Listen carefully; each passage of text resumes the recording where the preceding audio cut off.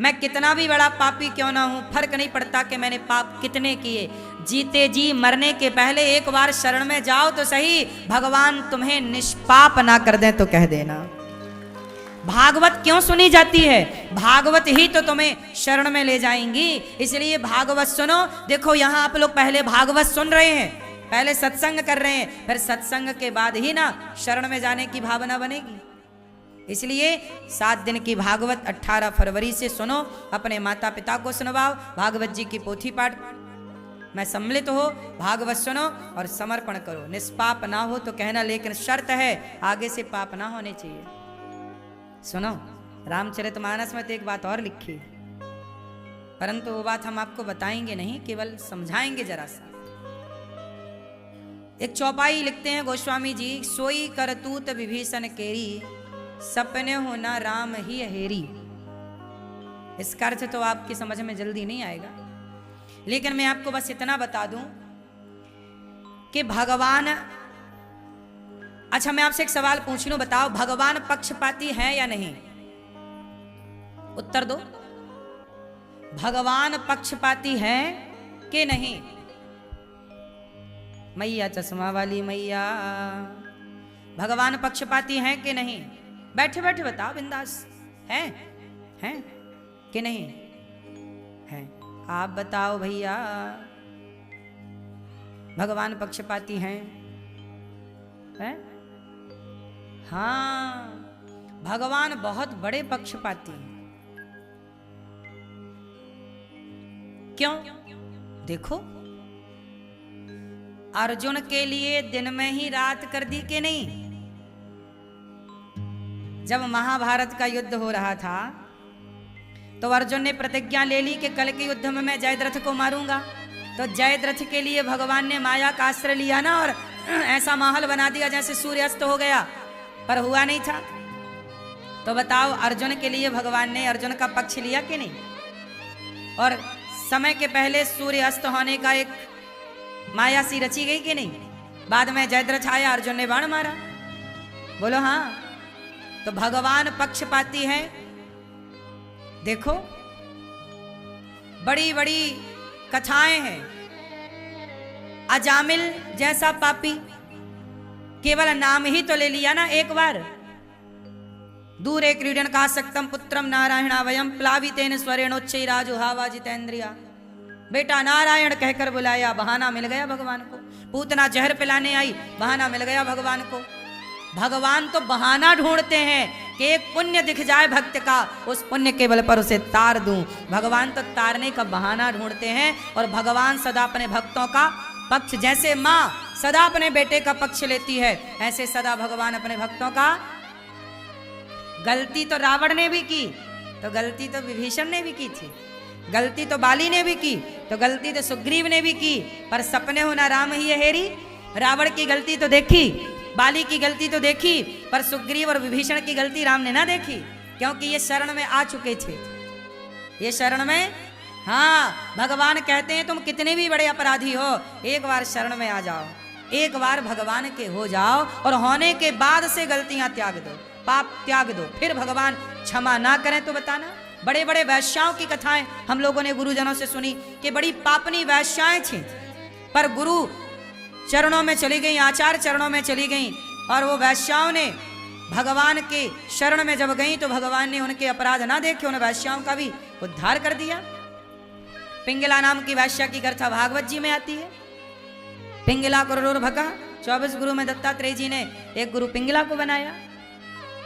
पिंगला नाम की एक वैश्या, घंटा लटका दी बाहर, जो ज्यादा घंटे बजाएगा मेरा वो मोटा कस्टमर ग्राहक माना जाएगा। दत्तात्रेय जी निकले, उन्होंने खूब घंटे बजाए, गिन ना पाई, इंतजार करती रही, अब आएगा पुरुष, अब आएगा पुरुष, लेकिन आया कोई नहीं। तब आशा ही परमम दुखम नैरास्यम परमम सुखम, बढ़िया बात पिंगला ने कह दिया कि जितना इंतजार मैंने किसी पुरुष का किया, इतना इंतजार परमात्मा का करती तो मेरा कल्याण हो जाता। उस दिन से उसने अपना समर्पण भगवान के चरणों में कर दिया, और वो पिंगला नाम की वैश्या की को दत्तात्रेय जी ने गुरु बना लिया, समाज को सीख देने के लिए कि तुम कितने भी बड़े बिगड़े व्यक्ति हो, पापी हो, फर्क नहीं पड़ता, तुम पापी तो हो, पर तुमने अपने पापों को अब परिवर्तित कर लिया। अब तुम पापी थे, तुम पहले पाप करते थे, पर अब तो तुम पुण्यात्मा हो। थे ना हमारे पाप, थे ना, लेकिन हमने भगवान के चरणों में जब समर्पण किया तो भगवान ने उन पापों को, हाँ, सन्मुख हो ही जीव मोहि जबहि। फिर लिखा है, भगवान की वाणी है, न मे भक्त्या प्रणश्यति, मेरे भक्त का कभी पतन, हाँ। इसलिए भक्तों समर्पण, समर्पण करो भगवान के चरणों में, सरेंडर। हे प्रभु हम आपके हैं, फर्क नहीं पड़ता कि मैंने कितने पाप किए, आगे से ना करना बस। इसलिए कहता हूं ये दास अनिरुद्ध इसलिए सेवा में लगा हुआ है। मैंने पिछले जन्मों में खूब पाप किए हैं, पापी तो मैं अभी भी हूं, लेकिन उन पापों के कोई पुण्य बना होगा ये दास अनिरुद्ध से, जिस पुण्य के बल पर बिहारी जी ने इस वृंदावन धाम में बुलाकर बिठाया है। ये किसी ना किसी पुण्य का फल होगा, लेकिन जब पुण्य का फल मिला तो मैंने उसका दुरुपयोग नहीं किया। मुझे लगा कि तब पुण्य बना, अब ना बने तो अगला बिगड़ जाए। भाई कर्मणा जायते जंतु कर्मणैव विलीयते, सुखम दुखम भयम क्षेमम कर्मणैवाभिपद्यते। ये कर्म से सब सिस्टम चलता है। आपने कोई अच्छे पुण्य किए होंगे कि आपको बिहारी जी ने वृंदावन में बुला बिठाया है इतने दिनों के लिए, इतने घंटों के लिए। धाम मिला, धाम में कथा मिली, संतों का दरस परस मिल रहा है, ये तो आपका पुण्य है ना। लेकिन हमारा पुण्य था, तुम बड़े भाग्य मानुष तन पावा, दुर्लभो मानुषो देहो देहि नाम क्षण भंगुरा, तत्रापि दुर्लभम मन्ये वैकुंठ प्रिय दर्शनम। हमें मनुष्य तो मिल गया शरीर मानव का पुण्य से, कोई पुण्य था तो मानव बन गए। अब कोई पुण्य होगा तब ना आगे की गति अच्छी होगी। आज कोई पुण्य ना करें तो हमारा तो अगला बिगड़ जाए। अब मुझे आप लोग बताओ कि अब हम लोग ऐसा क्या करें, मानव जीवन पाने का आखिरी उद्देश्य क्या है?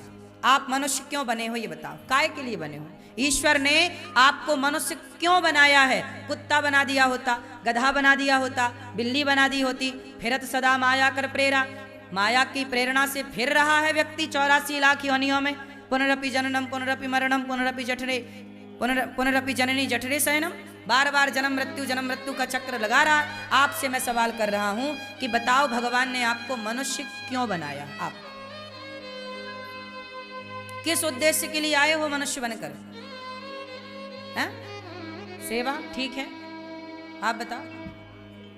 भगवान से जुड़ जाओ, ये भी ठीक है। आप बताओ भैया, ईश्वर की प्राप्ति सही है। आप बताओ क्या अंतिम लक्ष्य है प्राणी मात्र का, जीव मात्र का?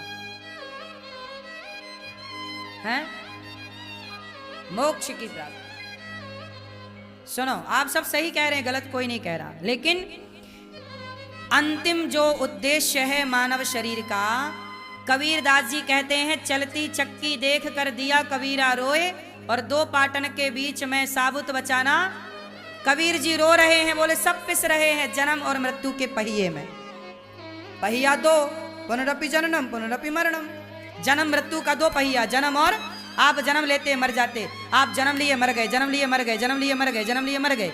ये बार बार कितनी बार हम जन्म लें और कितनी बार मरें, कितनी बार माँ के पेट में जाके उल्टा लटके, बार बार वही मलमूत्र का गड्ढा मिलता है अपने को। अब ऐसा करो कि मलमूत्र के गड्ढे में आपको और रहना है कि छुट्टी चाहिए? हाँ, ये मानव शरीर जो है ना, यही शरीर आपको जन्म मृत्यु के चक्कर से छुटकारा दिला सकता है।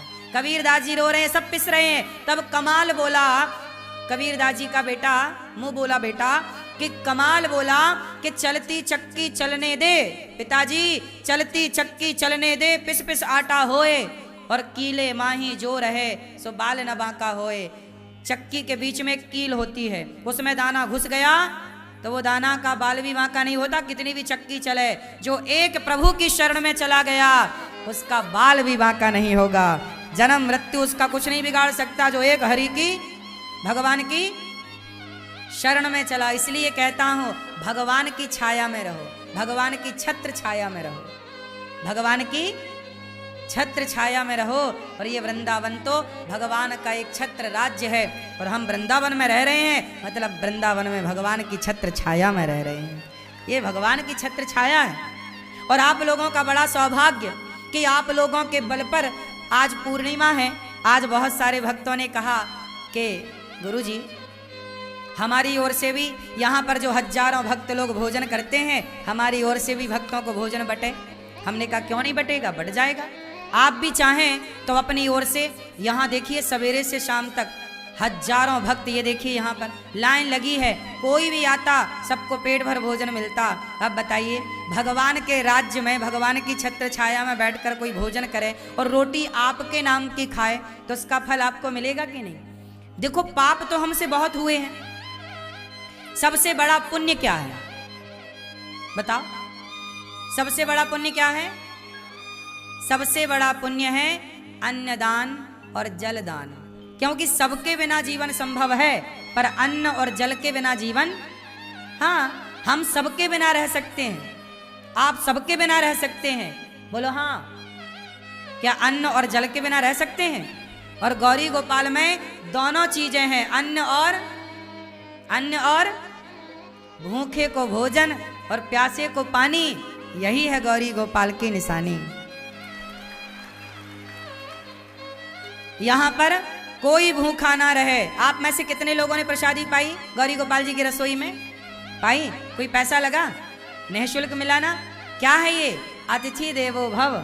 आप हमारे अतिथि हैं और इन अतिथियों के बीच में ना जाने कहाँ भगवान छिपकर बैठे हों और इस लाइन में ना जाने कौन सी जगह खड़े होकर भगवान भोजन ग्रहण कर रहे हों। भगवान डायरेक्ट थोड़ी खाते हैं। जैसे माँ खाती है तो बच्चे का पेट अपने आप भर जाता है। गर्भवती स्त्री माँ खाए तो गर्भ का बालक अपने आप उसके पेट में रस के रूप में पदार्थ चला जाता है, उस बच्चे को तृप्ति मिल जाती है। उसी तरह जब भक्त खाते हैं तो भगवान अपने आप तृप्त हो जाते हैं। इसलिए अन्नदान सबसे बड़ा दान। आज पूर्णिमा है और आप लोग अन्नदान, गौरी गोपाल अन्न क्षेत्र तो वृंदावन में चल रहा है, गौरी गोपाल अन्न क्षेत्र एक प्रयागराज में भी चल रहा है। जब कुंभ चालू हुआ तब से लेकर आज तक वृंदावन से गौरी गोपाल अन्न क्षेत्र वृंदावन में भी चल रहा और प्रयागराज में भी चल रहा। प्रयागराज की ये तस्वीरें आप देख रहे हैं टीवी पर। प्रयागराज में वहां लाखों लोग प्रसाद पा रहे हैं। आप सब सहयोग करेंगे तो गंगा मैया के तट पर भी प्रयागराज कुंभ स्नान करने आए भक्तों को भी भरपेट भोजन मिले, तो आप भी अन्नदान करके बड़ा पुण्य कार्य कर सकते हैं। एक दिन का आप भी यह कार्य करें, गौरी गोपाल जी की रसोई सेवा आप भी कराएं कि आज हमारी ओर से कुंभ में और वृंदावन में भक्तों को प्रसाद बटे। अच्छा, यहाँ प्रसाद की एक दूसरी व्यवस्था और है। यहाँ संतों को अन्नदान होता है। किनको अन्नदान होता है? आप भक्तों का रसोई अलग चलती है और सवेरे सवेरे यहाँ साधु लोग आते हैं। कौन लोग आते हैं? सवेरे से वृंदावन में जितने फुटपाथ पर साधु संत रहते हैं, फक्कड़ रहते हैं, अंधा लंगड़ा बहरा काना कैसा भी है, सारे लोग प्रसाद पाने गौरी गोपाल अन्न क्षेत्र आते हैं। सवेरे सवेरे आप दर्शन करिए इन संतों का। आप भी इन संतों का दर्शन करके और इन्हें अन्नदान करते हैं। जब आपके बच्चों के नाम से, आपकी बेटी, आपके बेटे, आपके माता, आपके पिता, आपके निमित्त जब यहाँ संतों को भोजन बंटता है तो पुण्य किसे मिलता है? दुआएं किसे मिलती हैं? आशीर्वाद किसे मिलता है? आपको, आपके बच्चों को। इसलिए ये हजारों साधु संत जो लाइन में खड़े होकर प्रसाद लेते हैं, आप भी इन संतों को अन्नदान करिए। आपका भी एक दिन का अन्न क्षेत्र यहाँ बांटा जाए और हजारों भक्तों को, हजारों साधु संत आपका भजन, आपकी रोटी खाकर भगवान का नाम जपें। ये पुण्य का कार्य है। करने लायक हो तो करिएगा, 2-4 रोटी देने के योग्य हो तो दीजिएगा, नहीं योग्य हो तो भगवान से हम प्रार्थना करेंगे कि भगवान आपको इस लायक बनाए कि आप किसी संत का पेट भर सकें। अर्थात देखो, भरने वाले तो, पोषण करने वाले भगवान हैं, लेकिन भगवान निमित्त तो किसी ना किसी को बनाते ही हैं। तो आपको निमित्त बनाए भगवान के, आपकी ओर से भी प्रसाद एक दिन का अन्नदान करो, यही पुण्य है। पाप तो हमसे बहुत होते हैं। ये देखो, ये सब लाइन लगी है भक्तों की, ये सबको प्रसाद रोटी के लिए सब भक्त लोग लाइन में खड़े हैं। तो ये अन्नदान है। और वृंदावन जैसे धाम में बिहारी जी साक्षी हैं। आप जो अन्नदान करते हैं उसका साक्षी कौन? लक्ष्मी नारायण भगवान, गौरी गोपाल भगवान तो हैं, यमुना मैया साक्षी हैं आपके दान के, कि आपने किसी भूखे के लिए हाथ बढ़ाए हैं रोटी के लिए। आपके सहयोग से यहाँ पर संतों की सेवा, यहाँ गौरी गोपाल गुरुकुल में, गौरी गोपाल गुरुकुल है जहाँ 150 बच्चे पढ़ते हैं। आप भी इन बच्चों की शिक्षा में सहयोग कर सकते हैं, बच्चों को भोजन की सेवा करा सकते हैं। गौरी गोपाल गुरुकुल में 150 बच्चे पढ़ते हैं निःशुल्क। बच्चों का रहना, खाना, पढ़ना, लिखना सब निःशुल्क। आपके सहयोग से ना सब चल रहा है। आप सहयोग नहीं करेंगे तो कैसे काम चलेगा? आप सहयोग करते हैं तो यहाँ बच्चों की व्यवस्थाएं होती हैं। ये बच्चों को उनकी ज़रूरत का सामान बांटा जाता है, कॉपी किताब क्या नहीं लगता। ये टेबलों की ज़रूरत थी तो टेबल बांटी गई छोटी छोटी। तो गौरी गोपाल गुरुकुल में भी आप जुड़ें और बच्चों के सहयोगी बने, उनकी शिक्षा में साथ दें। ये गौरी गोपाल गुरुकुल, जिन गुरुकुलों को मुगलों ने, अंग्रेजों ने उजाड़ा, उन्हीं गुरुकुलों की स्थापना ये दास अनिरुद्ध ने कोशिश की कि वो गुरुकुल बचे रहें, बने रहें। और हमारे आचार्य चरण उन बच्चों को पढ़ा लिखा कर खूब खूब योग्य बना रहे हैं। आप बच्चों को भोजन दे सकते